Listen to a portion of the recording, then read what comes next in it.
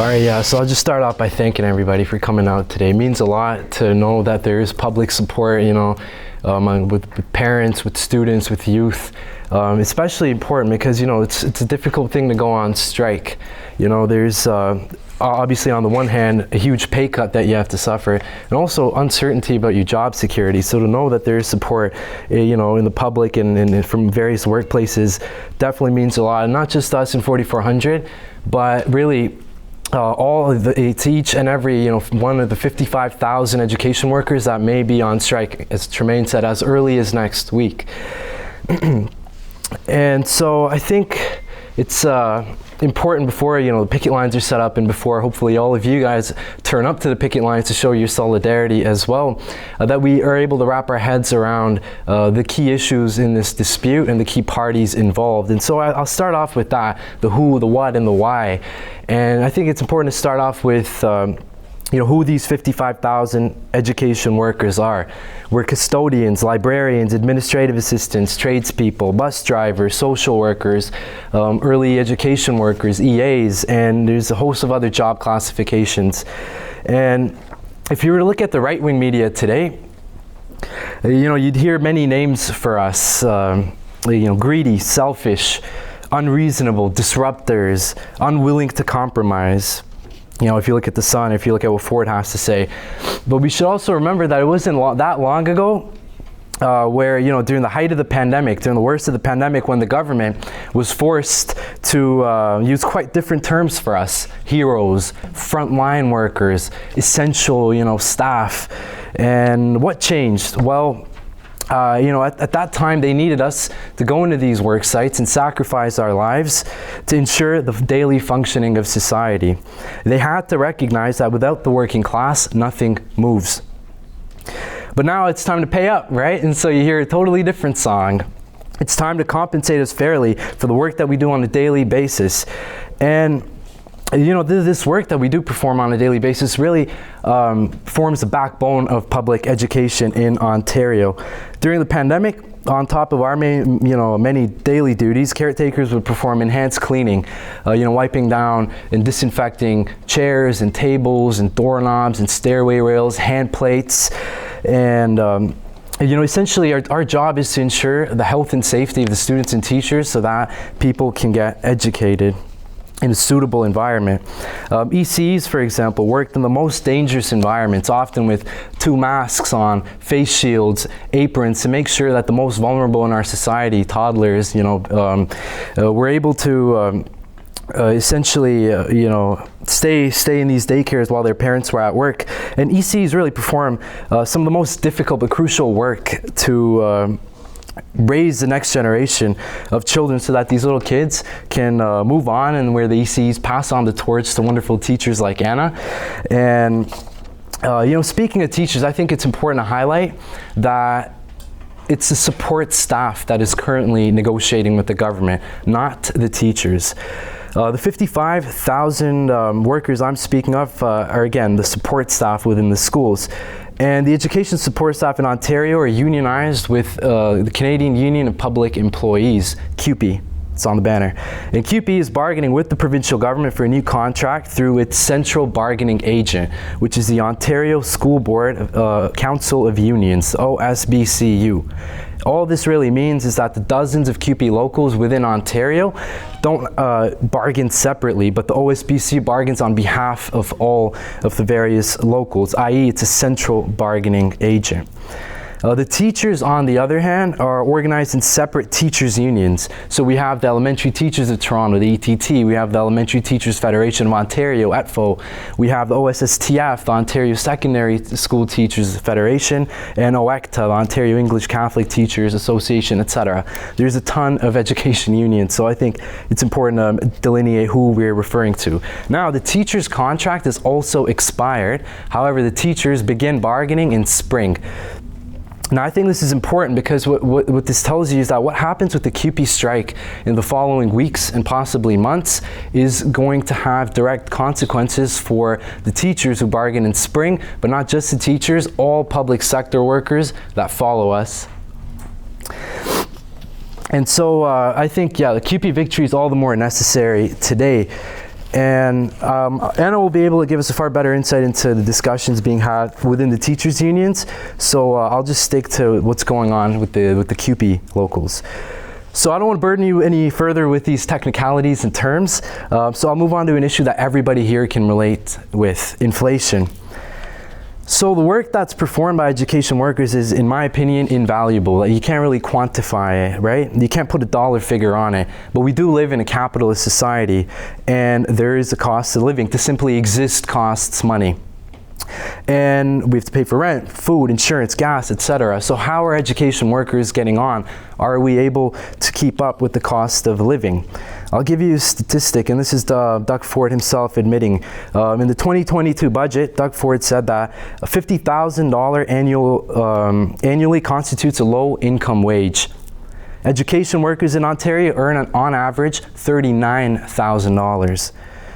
So it comes as no surprise that more than 50% of CUPE workers are working a second or even a third job just to make ends meet. In fact, we're some of the poorest workers in the province. And I also think it's no coincidence that 75% of support staff are women.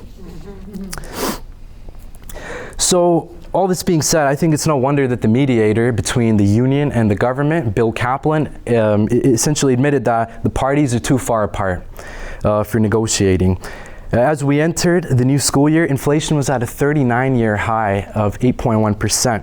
And this comes on the back of 11% in wage cuts that education workers have suffered under liberal and conservative wage restraint laws like Bill 115 under Wynne and Bill 124 under Doug Ford.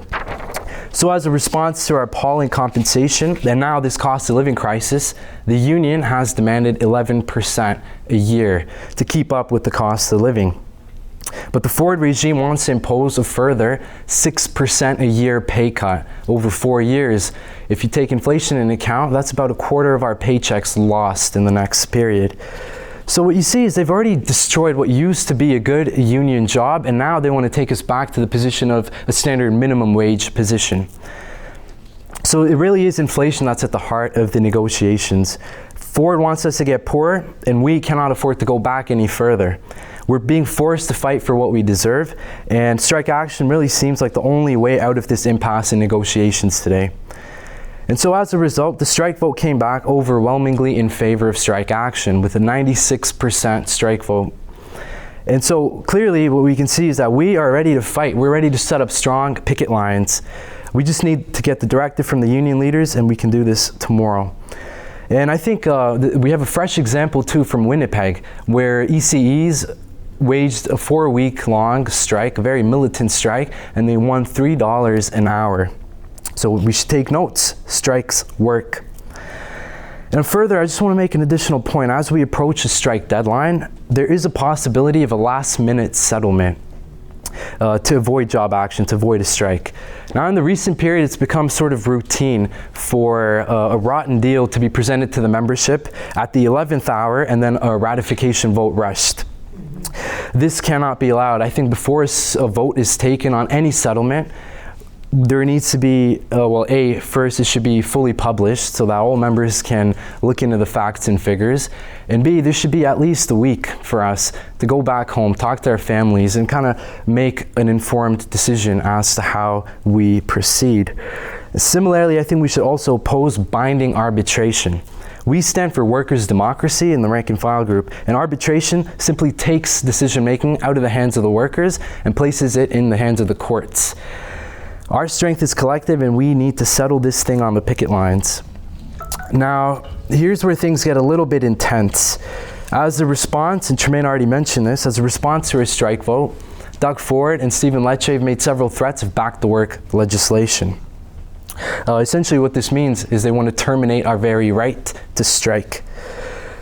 Ford made the following statement. Let me quote him. He said, "We don't want any disruptions in the school. So I'm asking the unions, please don't go on strike. Don't force my hand." Stephen Lecce further added on Twitter, and he said the following: "We will stand up to ensure all kids learn in class without disruption right to June." I think that's important, right to June. Because guaranteeing that schools will not be disrupted is essentially guaranteeing that a strike will not take place. There's no such thing as a strike that doesn't disrupt anything. The whole point of a strike is to show the employer our collective strength and how important our labor is. Withholding that labor essentially poses the question point blank. And so I think this also has a direct implication on the teachers, because if they're bargaining in spring, which is before June, Ford is implying that the teachers will not be going on strike either. And so this is a direct threat of back to work legislation, not only against support staff, but also the teachers this spring. Now, I think back to work legislation is quite an extreme measure, and it does present a grave threat to the entire labor movement, not just us. If every important strike is legislated back, then what the hell is the point of the right to strike, right? What's the point of unions? And so it really cannot be tolerated, and we need to mobilize for a proportional response. Now, there has been some movement on this by the union. Delegates at a recent CUPE National Executive Board meeting reported back that a motion was passed to support members who choose to defy back-to-work legislation. The OSBCU has also organized rallies and mass members' meetings province-wide to organize an opposition. And I think these are, the OSBCU and the CUPE National plans, it's a great start, but I think they need more teeth. Back-to-work legislation needs to be on the agenda of every single CUPE local. Those of us in 4400 were able to successfully pass a motion at our last meeting to commit our strike committee to develop a plan in the face of back-to-work legislation and present it to our next members' meeting. Other locals should aim for the same. And further, I think strike committees should be enlarged. They should incorporate the most militant and energetic layers from the union onto the strike committees, onto the forefront of the struggle. There also needs to be a plan in every local to support workers who defy. Shop stewards should be sent site to site to mobilize and prepare for a mass resistance. Now, I think all these steps are important and necessary within the CUPE locals, but still insufficient. Education workers will obviously have to lead this campaign. We're the ones who are going on strike. But we can't be left to fight this alone. We need the entire labor movement to stand alongside us, to defend the very right to strike. A victory for education workers is a victory for all workers, and similarly, an injury to us is an injury to all. So if we are to win, defiance has to be organized en masse. It can't be done and left to individuals. If you guys remember back during COVID, there was work refusals, but often they were left to individuals to make that choice. They weren't quite effective, were they? So I think in the same light, defiance can't be left to individuals. Defiance has to be organized collectively en masse.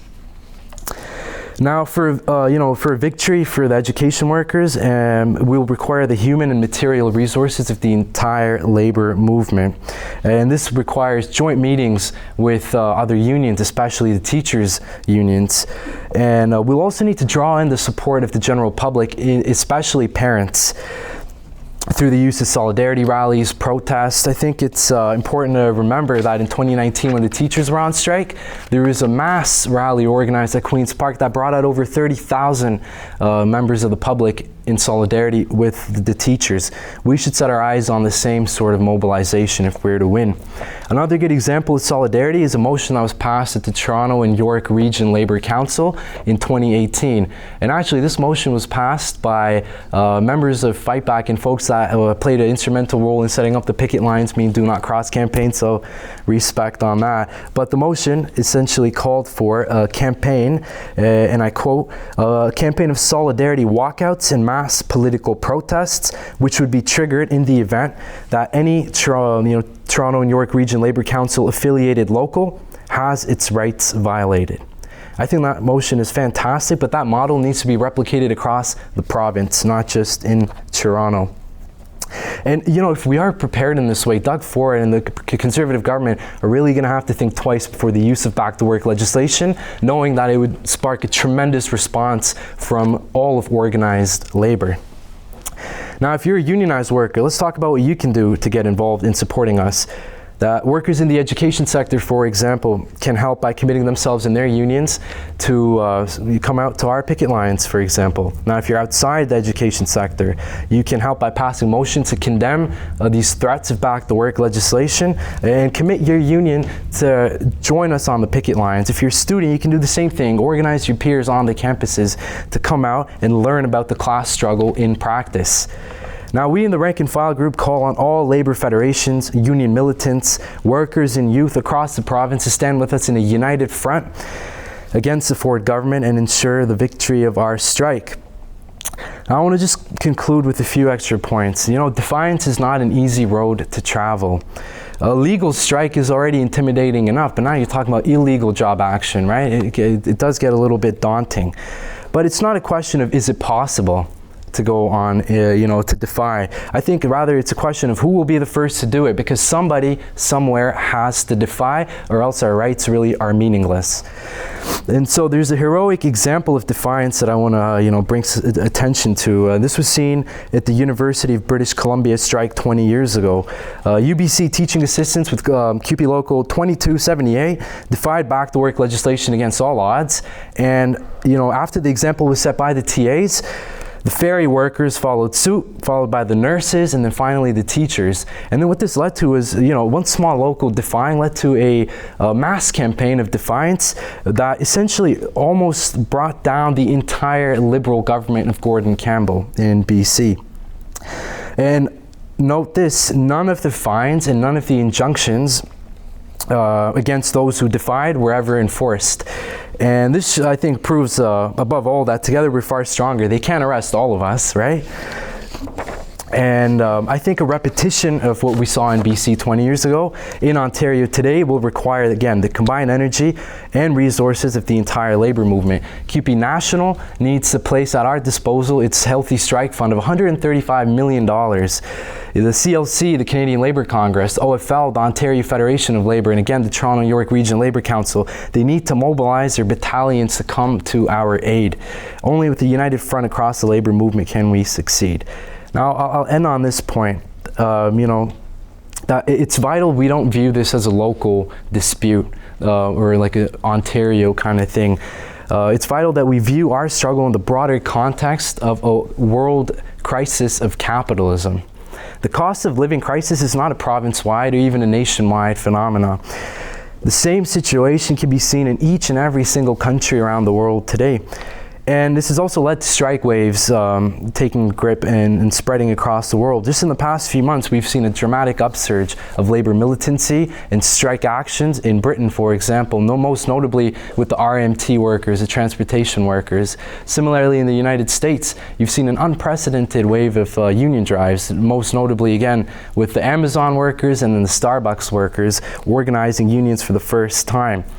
And in Iran and in Sri Lanka, you see that, in other small nations as well, that inflation, austerity, unemployment, and rising interest rates have led to full-blown uprisings and revolutionary outbursts of the masses.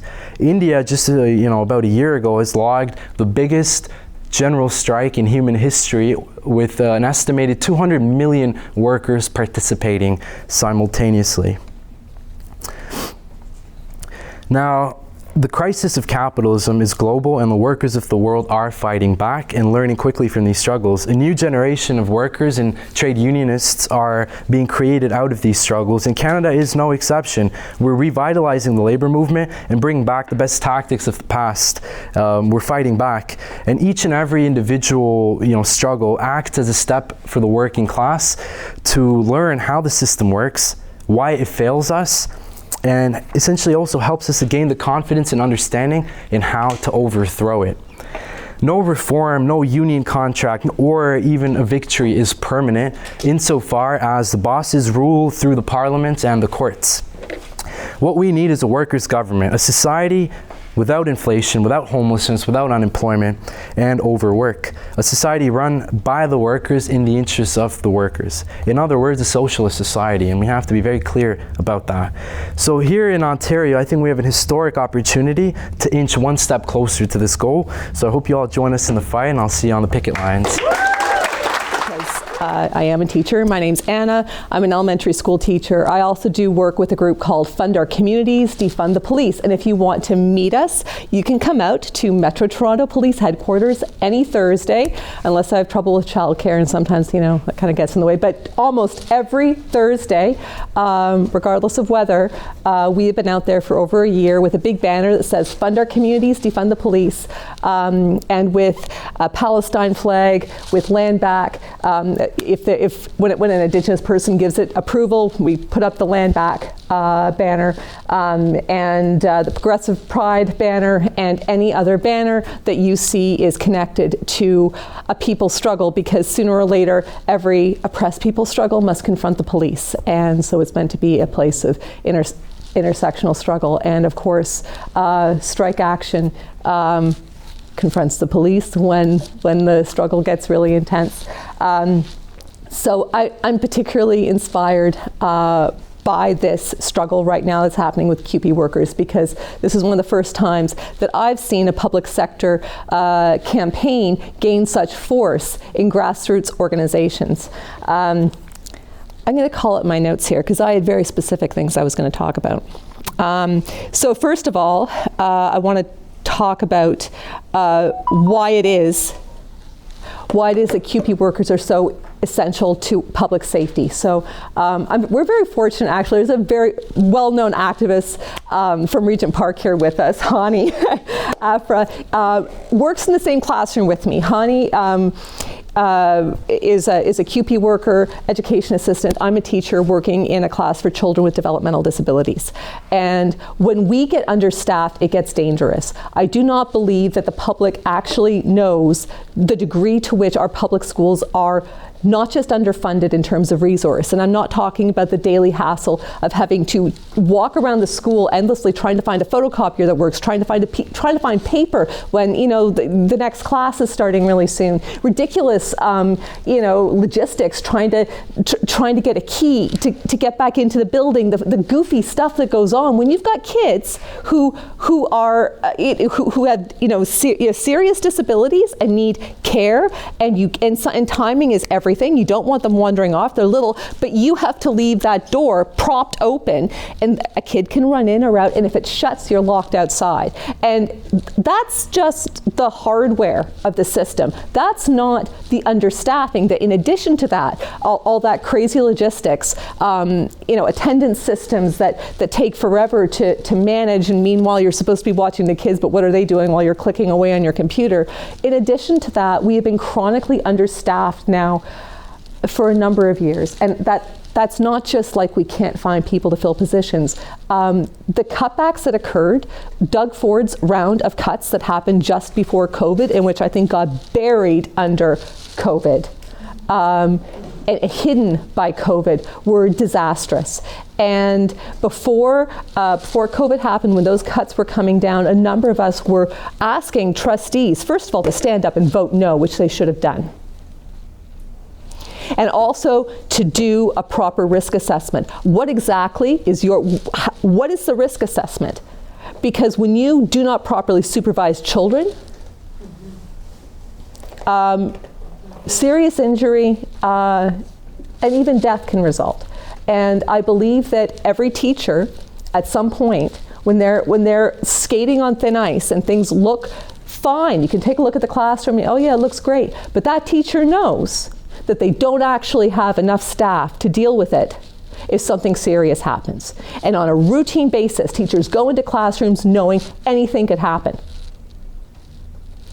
And we cannot afford to have any more cuts to CUPE staff. It is unacceptable.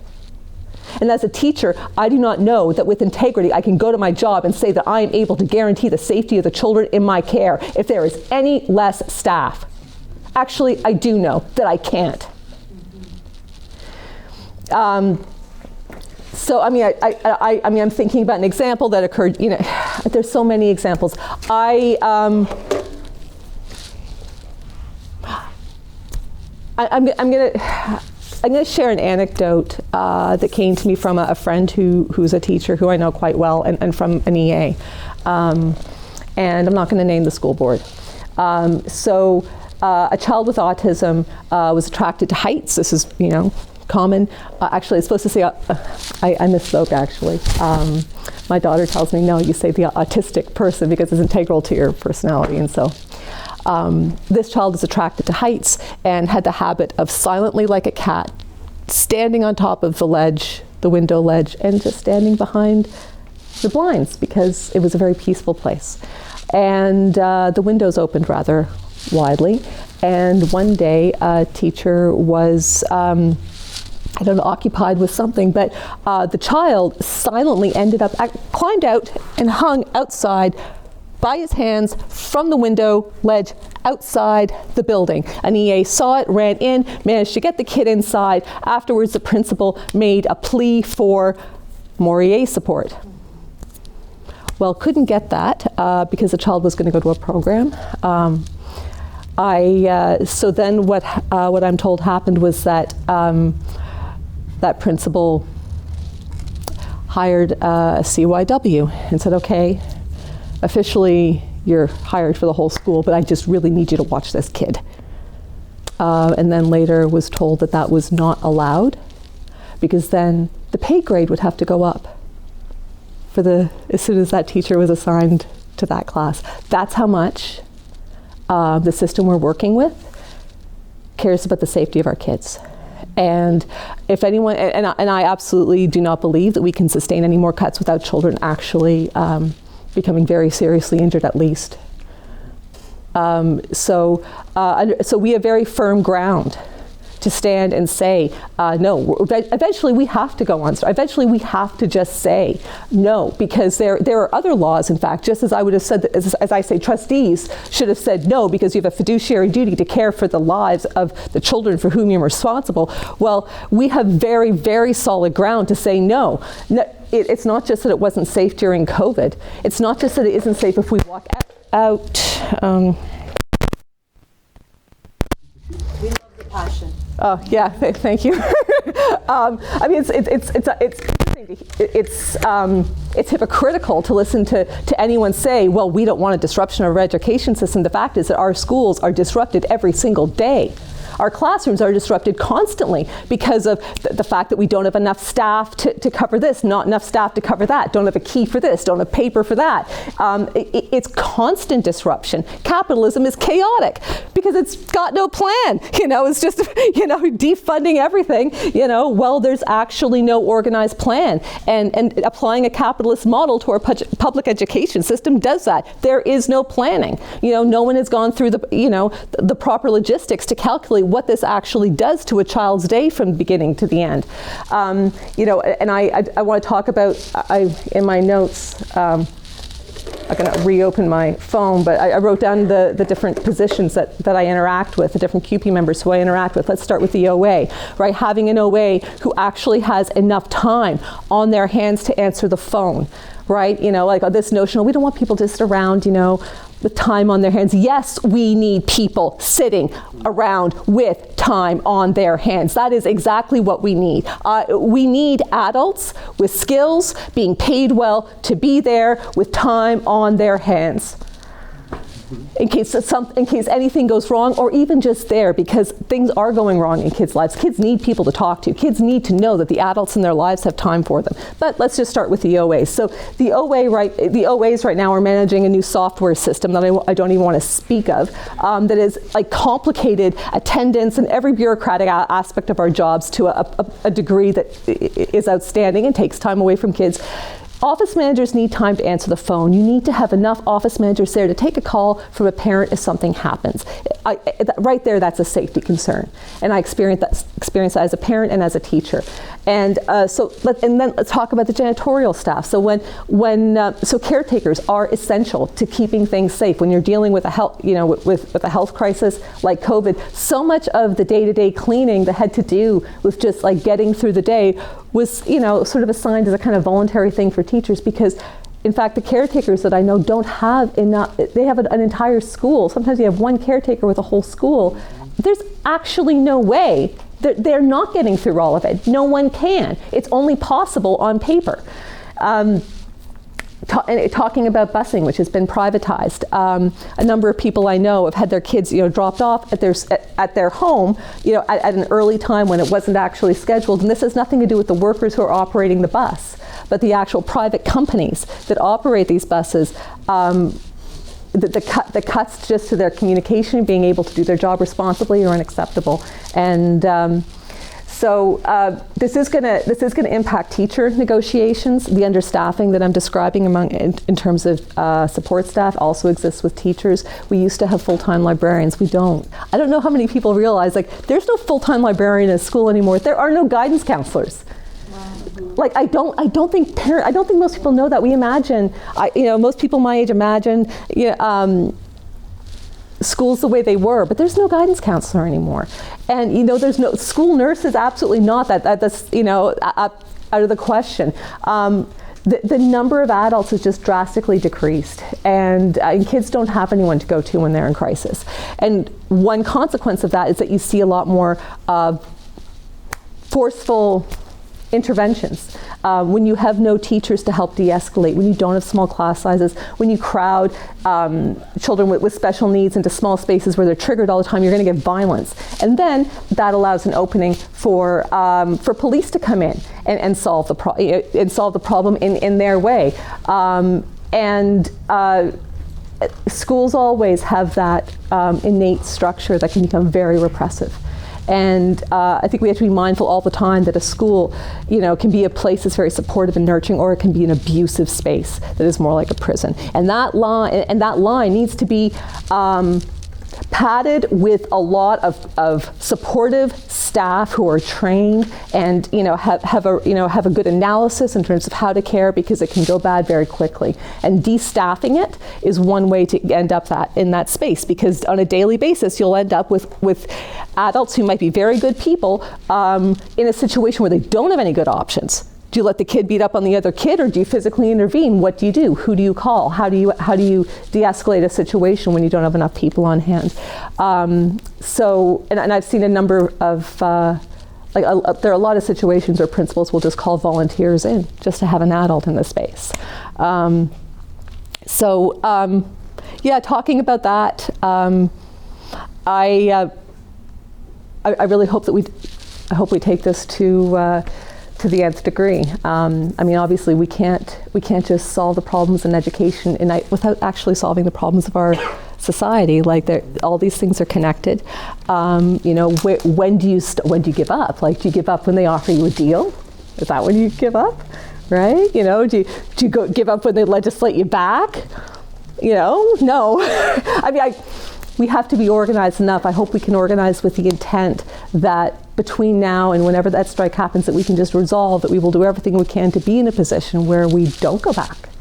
And do you give up when you've got a contract that raises your salary, or at what point are we actually changing our whole society? And I believe that should be the goal. And the work that everyone does here is relevant to that goal, and we can do it. I'd like to thank the speakers. I feel like now we have a clear idea of the hell that is the conditions of the schools, thanks to Anna, and insight to what actually the workers are going through in their own personal lives. And with this struggle coming on, I think it's very important for us to really bring back the real meaning of striking, right? Striking is protesting, it's disrupting the order of things, but most of all, striking is hitting forcibly and hard. And that's why it's a last resort. You don't start a dispute with a strike, you end it with a strike. And while some of these disputes end with a defeat for the workers, some end with victory. And the difference between the two always comes down to how hard did you strike? Did you put your all into it? And I think that's important for us to know and understand if we do want to win. And I'll bring a parallel. I think a strike that was defeated very recently, we heard this news this week, is in British Columbia, the government employees union. They just accepted a deal from the NDP government, and the reason I think this strike was defeated was that the initial proposal by the union had a 95% vote approval from the members. But then the agreement that they signed had only a 53% approval. So how did you lose all of these members, right? The negotiations were around wage raises, around inflation as well, just like our struggle.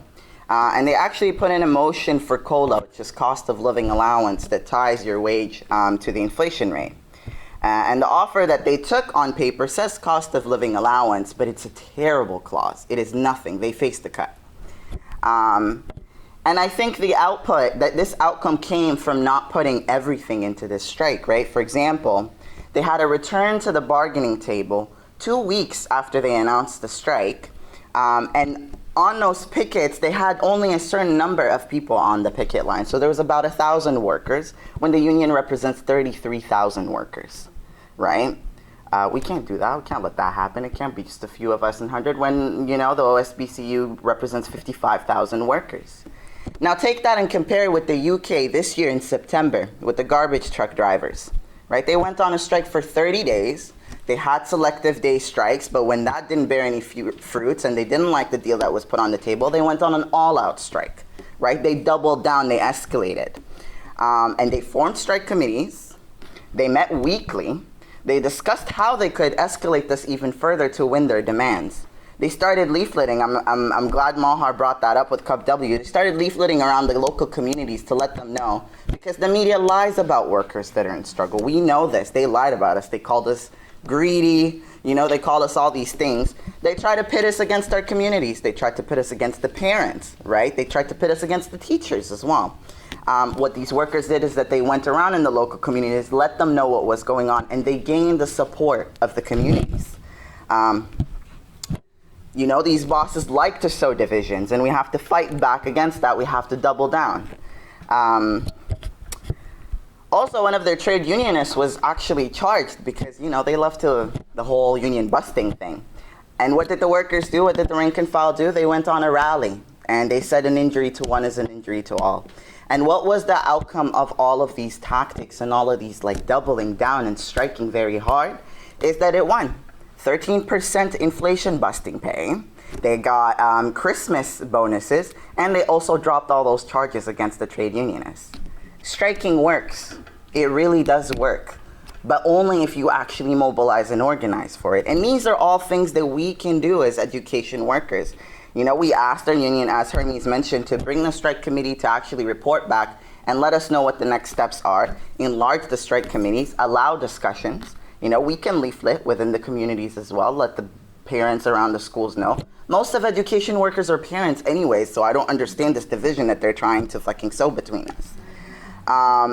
And this is actually like a kind of thing that we're going to be doing, right? The rank and file is going to be meeting. We're going to be meeting on the picket lines, off the picket lines. We're going to discuss these things. We're going to plan ahead for them.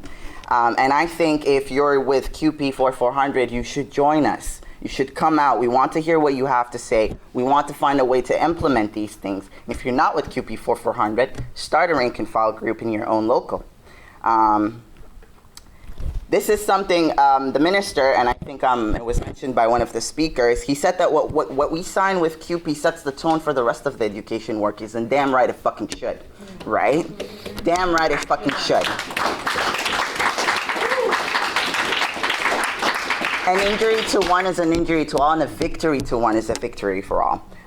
So we should make it sure, this is a response bigger than us. We should win this strike. We should put our all into it. And this is something all the other education unions and locals should adopt, and not just education, all unions. Our enemy's the same.